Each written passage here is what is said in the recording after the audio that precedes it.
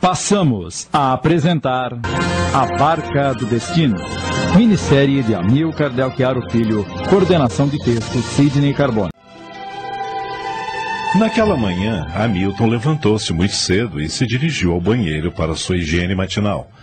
Olhou demoradamente sua figura no espelho. Parecia querer entrar dentro de si mesmo pelos olhos. Subitamente, sua imagem sumiu e apareceu no espelho um campo de batalha. Um dos exércitos ele identificou facilmente, era romano, talvez de antes de Cristo. O outro ele não sabia. O retinir das espadas, o resfolegar e o relincho dos cavalos, os gritos de comando, as imprecações, eram externadas em outras línguas, mas Hamilton entendia-as facilmente. De repente, o comandante do exército inimigo dos romanos parecia estar perdido. Ele caíra numa armadilha, ou assim parecia. Encurralamos Aníbal! Não deixe que ele escape! Maldito Aníbal! Este é o teu fim! Será, cônsul?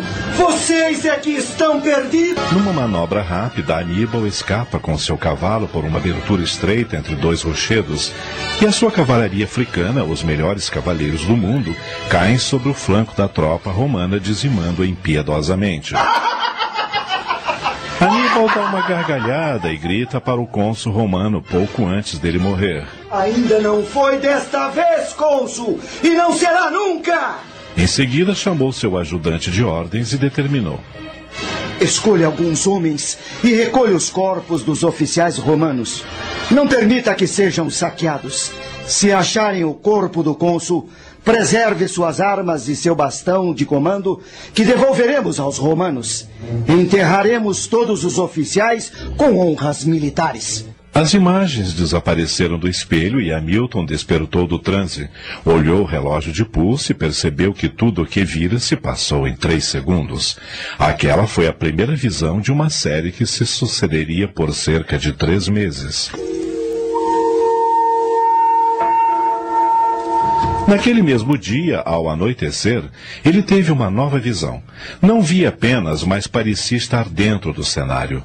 Divisou um homem muito forte caminhando pela rua de uma cidade muito antiga, mas que ele tinha a impressão de conhecer muito bem, levando pela mão um menino de 10 anos. Papai, o que vamos fazer no templo? Você já tem 10 anos e quero que faça um juramento. Por quê? Você verá. Pois sabe que somos inimigos dos romanos, não sabe? Sim, desde pequeno vivo entre as tendas dos seus soldados. Chegamos. Vou fazer a oferenda.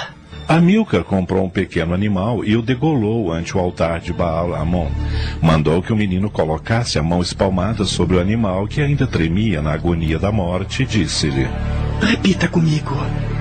Eu, Aníbal Barca, filho do general Amílcar Barca. Eu, Aníbal Barca, filho do general Amílcar Barca. Juro pela minha honra. Juro pela minha honra. Odiar os romanos e jamais ser amigo deles, e dedicar minha vida de soldado para destruí-los, esmagá-los. Depois do juramento, Amílcar ajoelhou-se e abraçou o filho. O que ele não sabia era que em outro templo muito próximo, dedicado à deusa Tanit, uma grã sacerdotisa observara o sacrifício. Era alguém que o amava muito e dedicou-se à deusa porque Amílcar desprezara seu amor e casara-se com outra. Aníbal, um dia você será um general como eu e defenderá Cartago e as nossas cidades súditas contra Roma. Seu nome fará o inimigo tremer. Lembre-se de ser leal e justo para com seus soldados. Você terá que dar exemplos de coragem, ousadia, prudência, justiça e capacidade. Eu serei o maior guerreiro do mundo. Só não serei maior do que Amílcar Barca. Longe dali, Em Túsculo, um menino pouco mais jovem que Aníbal brincava em torno de uma casa de campo. Embora eles nunca viessem a se encontrar em campo de batalha, Márcio Pórcio Catão seria um feroz inimigo de Cartago. Embora se tornasse guerreiro, preferiu a carreira política e tornou-se senador. E todos os seus discursos terminavam com a frase "Delenga est Cartago", ou seja, Cartago deve ser destruída. Aquelas visões provocaram a curiosidade de Hamilton a respeito de Cartago. Ele conhecia alguma coisa, mas era pouco. Deduziu que a cena vista do templo só poderia ser após a Primeira Guerra Púnica entre Roma e Cartago. Cartago foi fundada pelos fenícios em 814 a.C., com a finalidade de ser um entreposto comercial. Porém, a cidade cresceu muito e dominou os mares, passando a ser uma das várias cidades-estados. Os fenícios eram ótimos navegadores e logo dominaram os mares, combatendo a pirataria e criando uma era de prosperidade para o norte da África. Após consultar uma enciclopédia, Hamilton foi deitar-se e logo adormeceu. Quase que imediatamente foi visitado por uma mulher vestida de sacerdotisa. Eu te conheço. Você estava observando Amílcar Barca no alto de um outro templo. Sim. E venho para ajudá-lo a conhecer a história fantástica de Amílcar e Aníbal Barca. A cidade adotou vários deuses da região, entre eles Tanit, a deusa da fertilidade oriunda da Cananeia. Com a expansão de Cartago, foram surgindo cidades súditas e logo começaram as guerras com os gregos. Mas como Roma surgiu nessa história? Enquanto as guerras eram entre Cartago e a Grécia, havia equilíbrio.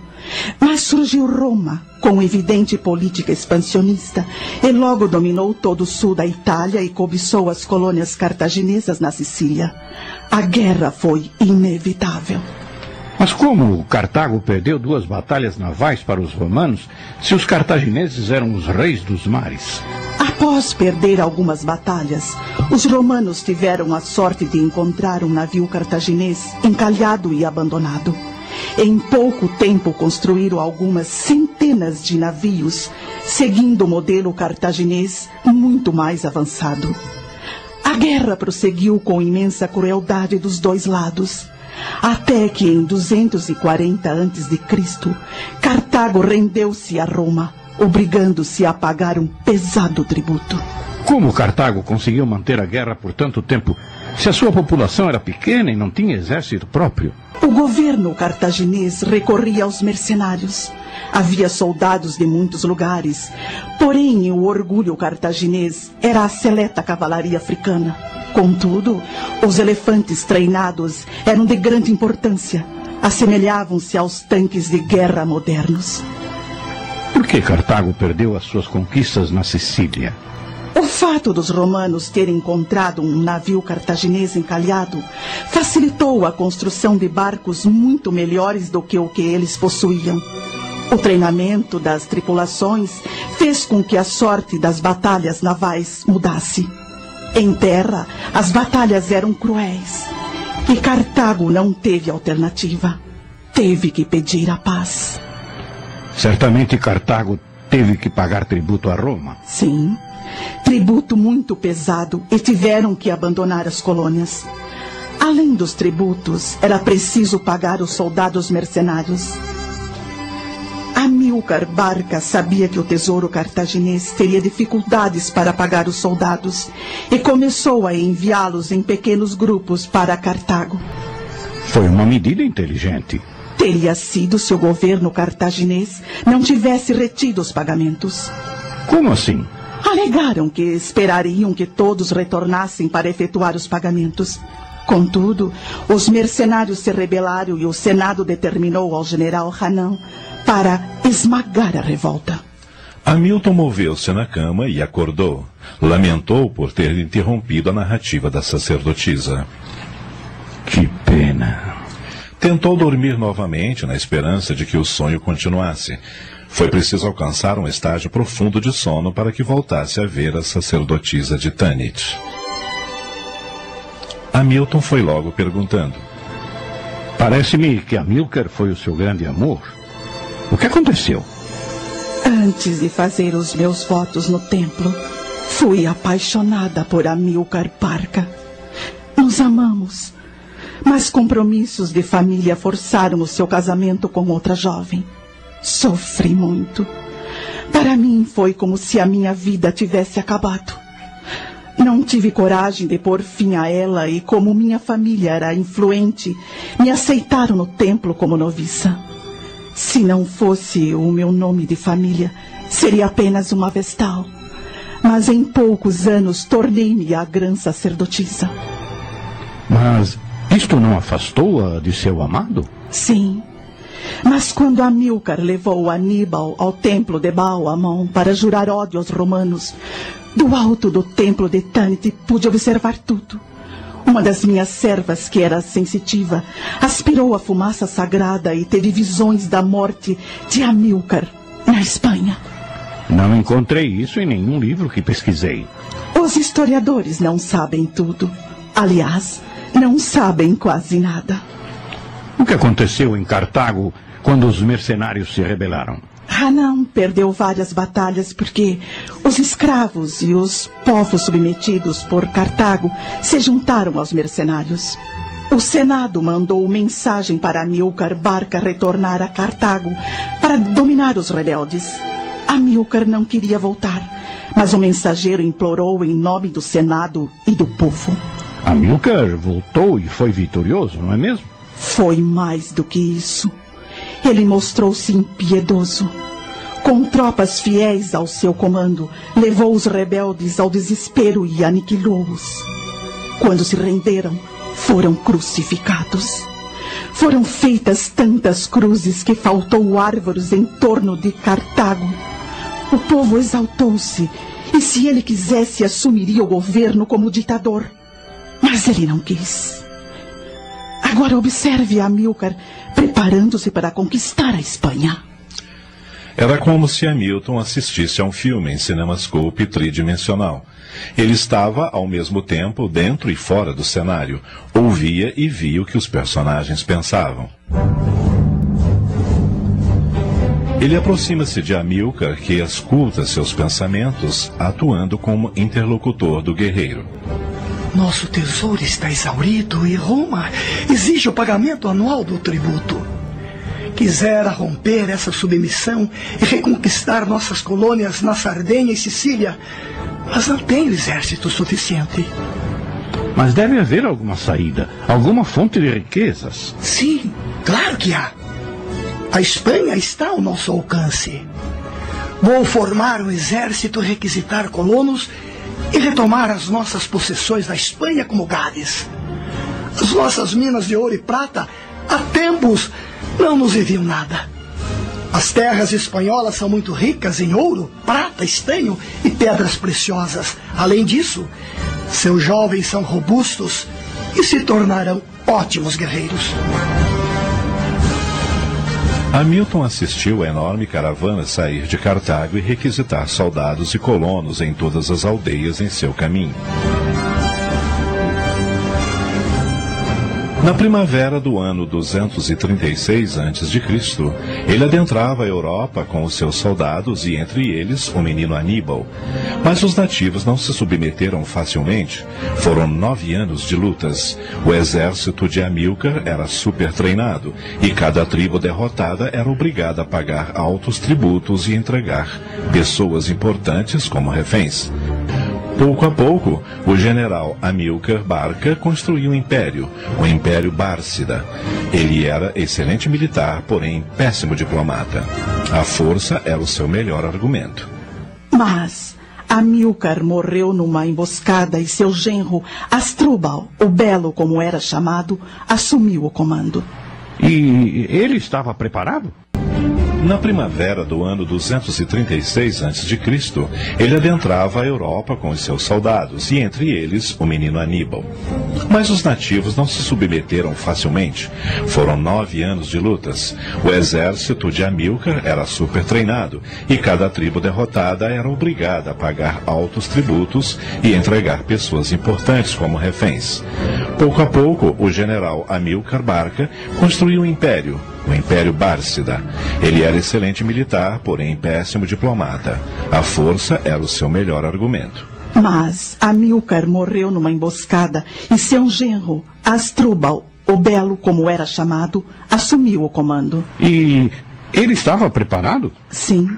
Além de ótimo guerreiro, era um fino diplomata e expandiu os domínios bárcidas na Espanha.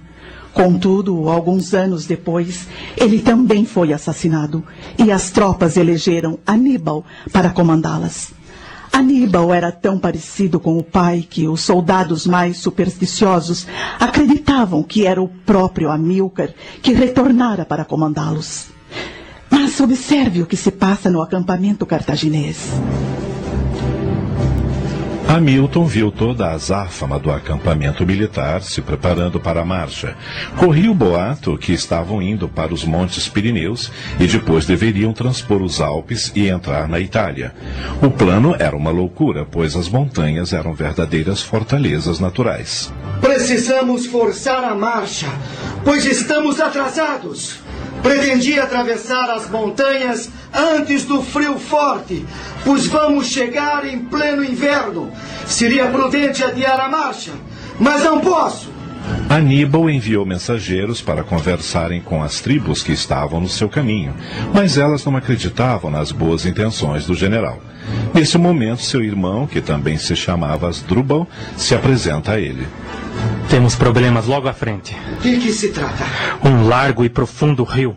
Na outra margem, uma cidade gaulesa com seu exército pronto a nos atacar. Não aceitaram falar conosco. Vou te confiar uma missão importante, Hasdrúbal. Requisite um grande grupo de espanhóis, pois são ótimos nadadores, e suba pela margem do rio o suficiente para não serem vistos, e atravessem a nado. Contorne a cidadela inimiga e posicione-se na sua retaguarda. Preciso de 6 dias para construir balsas para atravessar as tropas, as carroças, os cavalos e os elefantes. Não se preocupe, estaremos a postos no momento do ataque.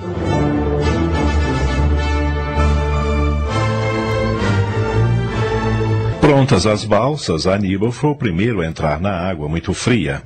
A nado e a remo seguiram direto ao encontro dos soldados gauleses que se concentraram para rechaçá-los.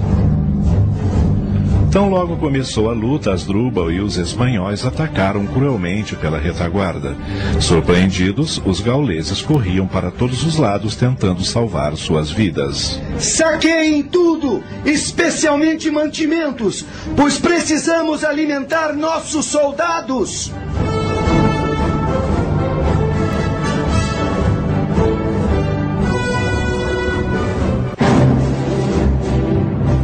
O enorme exército seguiu em frente e dias depois começaram a subir os Alpes. No caminho, mais uma tribo gaulesa. Mais uma vez, Hasdrúbal foi parlamentar sem sucesso. Por que aceitar alguns presentes se eles podiam, lá do alto, deslocar enormes rochas sobre o exército de Aníbal e ficar com todas as presas de guerra? Aqui estamos em situação crítica. Olha aquela rocha! Ela vai rolar sobre nós! Salte, Aníbal! Salve sua vida! Que horror! Não perca o sangue frio. O perigo imediato já passou. Mas as nossas carroças foram destroçadas. Aníbal conseguiu passar com grande número de soldados sobre os inimigos e lançou um ataque terrível sobre os gauleses. Foi como o mergulho de uma águia sobre a presa. O castigo aos nativos foi terrível. Depois, com o que restou de seus homens, carroças e provisões, a marcha continuou para o cume com imenso sacrifício. Aníbal foi o primeiro a chegar ao topo e ali ficou parado, olhando a imensidão de terras à sua frente. Hasdrúbal chegou a seguir. Conseguimos, Aníbal! Conseguimos! A tropa está feliz e ansiosa para voltar. A descida também não será fácil. Vamos acampar aqui. Amanhã cedo enviaremos uma patrulha de reconhecimento. Como desceremos os elefantes, as carroças e os cavalos? Se eles chegaram até aqui, descerão com toda a certeza. Faça-me um relatório da nossa situação. Já fiz, meu general. Saímos com mais de 50.000 homens e quase a metade pereceu. Da cavalaria de 9.000, perdemos quase um terço. Os elefantes estão salvos, mas os homens estão exaustos e famintos. Aníbal ordenou que todos descansassem para a descida e também se recolheu para o repouso. A cena se desvaneceu e por alguns dias Hamilton não teve mais visões. Algumas noites depois, Hamilton ligou o computador e trabalhou até a exaustão. Depois recolheu-se ao leito e logo as cenas do passado se abriram em sua mente. O dia amanhecia e a descida do exército de Aníbal começou. Era uma descida sacrificial, especialmente com os soldados aparatados, as carroças e os elefantes. De repente, um obstáculo inesperado surge à frente da caravana. Uma enorme pedra obstruía o caminho estreito. Aníbal chamou um de seus capitães e ordenou: leve sua tropa e cortem muitas árvores. Em seguida, coloquem-na em torno da pedra e até em fogo. Quando a pedra estiver quente, despeje vinagre e o vinho que está azedando e ela se partirá facilmente. A descida foi realizada e os soldados de Aníbal saquearam fazendas e mataram animais para se alimentarem. Em breve, o cônsul Cipião veio barrar as tropas invasoras.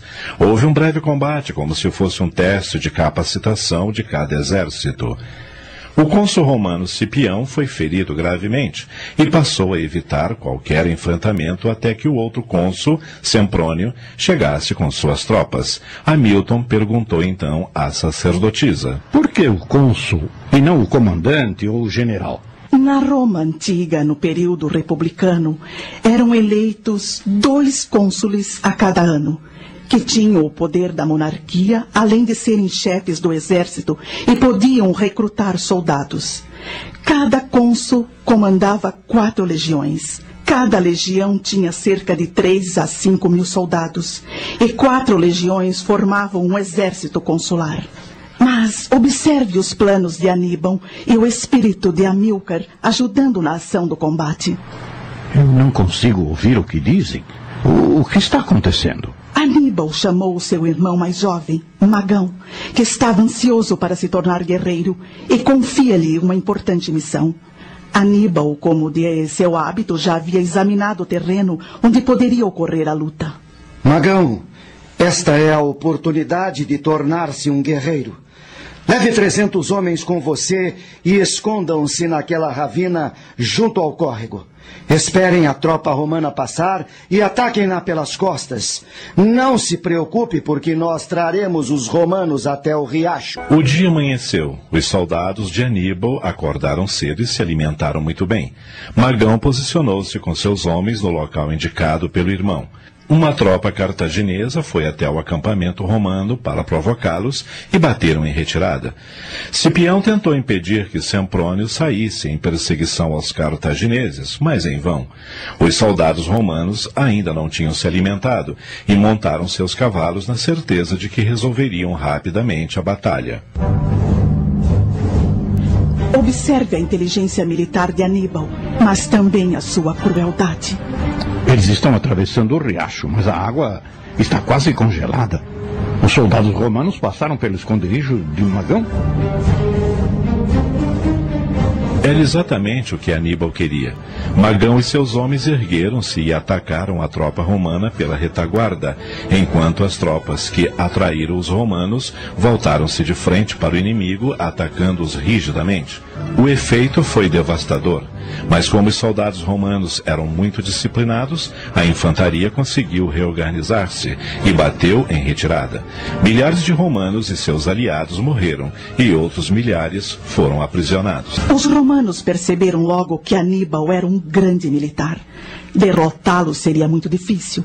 Por isso decidiram cortar sua ligação com a Espanha, para que não recebesse reposição de soldados. Os romanos cortaram a minha rota para a Espanha e já não tenho como receber reforços. Já perdi muitos soldados e não tenho como repô-los, a não ser com nativos. Preciso tomar cuidado para não sofrer um atentado contra a minha vida. Preciso permanecer vivo. Tenho devolvido os guerreiros gauleses aprisionados aos seus lares e acolhido e treinado aqueles que querem lutar em meu exército. Construirei o império dos Barcas nestas terras. Aníbal começou a recordar o lar paterno em Cartago, sua mãe e seus irmãos. A mulher de Amílcar era de uma beleza exuberante. Em sua mente, Aníbal viu aquela criança conduzida pelo pai ao templo de Baal-Amon. Relembrou as palavras do juramento e sentiu a carne quente do animal sacrificado sob sua mão. Enquanto isso, Roma elegeu 2 novos cônsules, Flamínio e Servílio. Havia 2 rotas que levariam Aníbal a avançar pelo sul. Cada cônsul vigiou uma rota, mas não sabia que o cartaginês tinha 3 olhos e poderia escolher uma rota humanamente impossível de ser trilhada. Os gauleses, que lutavam no exército de Aníbal, estavam sequiosos por terras, e este procurou entusiasmá-los. Nossos espiões constataram que os romanos estão vigiando as 2 estradas que levam ao sul, mas já fiz a minha escolha. Vamos por outro caminho, pelo pântano. Mas, Aníbal, essa rota é quase impossível. Disse bem, quase. Portanto, não é impossível. Vamos colocar à frente os melhores e mais disciplinados soldados, os espanhóis e os africanos, e o comboio com a bagagem no meio deles. Depois, os milhares de gauleses. A seguir, a cavalaria pesada e a ligeira, atentas para abordar qualquer tentativa de deserção dos gauleses. Aquela imensa marcha humana e de animais começa a movimentar-se. Os animais de carga começaram a morrer na lama. Aníbal estava sobre o único elefante sobrevivente, por isso, acima da água. Ele teve uma doença nas vistas e perdeu um olho. Mas que falta faria um olho comum para quem tem um terceiro olho psíquico, que permite enxergar o que os outros não podem ver? Observe, Hamilton, que nenhum dos cônsules percebeu a manobra de Aníbal. Este envia uma patrulha para ser vista pelos romanos, mas observe como a ansiedade pela glória pode trazer a derrota. Os 2 cônsules tinham acertado entre si que nenhum atacaria sozinho. Se Aníbal escolhesse a rota vigiada por Servílio, esse deveria mandar chamar Flamínio, e vice-versa. Seus oficiais tentaram convencê-lo a chamar o outro cônsul, mas a vaidade falou mais alto. Flamínio, sonhando com a glória de derrotar o cartaginês, não esperou Servílio. Era o que Aníbal queria. O que Aníbal está fazendo? Ele vai atrair Flamínio para aquelas montanhas em formato de U. Veja como ele dispunha suas tropas. Sim, a elite está à frente da infantaria. E aqueles soldados estranhos e os lanceiros logo atrás? Mas que soldados são aqueles? São os fundibulários, soldados que atiravam pedras com as fundas. Como aquele Davi matou Golias? Exatamente. Mas aquilo é uma ratoeira? Sim, é uma armadilha perfeita. Flamínio chegou ao palco do combate já ao anoitecer e montou acampamento. Tão logo nasceu o dia, Flamínio estava ansioso para atacar e evitar que o invasor se aproximasse de Roma. A manhã estava brumosa, mas a neblina não impedia a visão de quem estava acima, como os cartagineses. Os soldados romanos começaram a entrar na armadilha. Aníbal ordenou que as pesadas trombetas de bronze soassem. O som por si era aterrador, e mais aterrador foi o ataque dos comandos de Aníbal. Atacar! A batalha durou 3 horas e foi terrível. 15.000 romanos e aliados morreram. Outros 15.000 foram aprisionados. Como fazia sempre, Aníbal libertou os soldados que não eram romanos. Da parte do exército cartaginês, houve 1.500 mortes. Recolham as armas e os cavalos, mas respeitem os corpos dos oficiais romanos. Digam aos gauleses, aliados dos romanos, que estão livres.